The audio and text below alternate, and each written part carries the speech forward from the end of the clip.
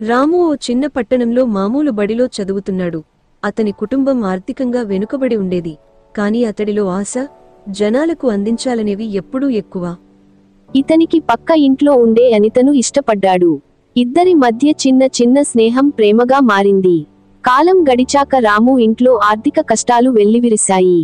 తండ్రి ఉద్యోగం పోయింది, అమ్మని ఆస్పత్రిలో చేర్పించారు.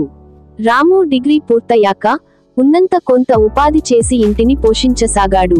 అనిత అతనికి ధైర్యం చెప్పుతూ, ఏది జరిగినా బాగానే జరుగుతుంది, నమ్మకం లేకుండా నీ జీవితం నాశనం చేసుకోకు అని హత్తుకొని ధైర్యం ఇచ్చేది. ఒకరోజు రెట్టింపు ధైర్యం పోయింది.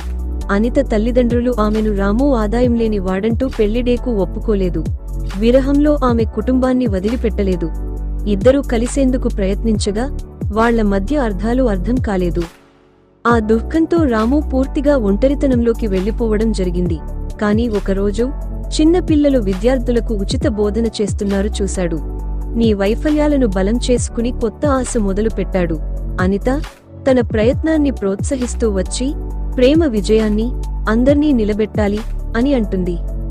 రాము తన జీవితాన్ని ఎదురన్నా తల్లిదండ్రులకు ఆనందాన్ని, పిల్లలకు విజ్ఞానం, ప్రేమకు విలువ, విరహానికి బలం, ఆప్తులకు ఉద్వేగం, కన్నీళ్లలో హాస్యం, ఆప్తమైన క్షణాల్లో గెలుపు, అన్నింటినీ మిళితం చేసి విజయదీపంగా నిలబడ్డాడు. కుటుంబాన్ని అంగీకరించని ఒత్తిడి, ప్రేమలోని బాధ, సంఘర్షణలోని కన్నీరు, జీవితంలో విరామాల తర్వాత ఆశతో ముందుకు సాగడం, మొదటి చూపులో ప్రేమ, విరహం, ప్రేమ నిలబెట్టుకోవడంలో ధైర్యం, విరహం, కుటుంబ ఒత్తిడిలో విడిపోవడం, జీవిత ఉల్లాసం కోసం పోరాటం.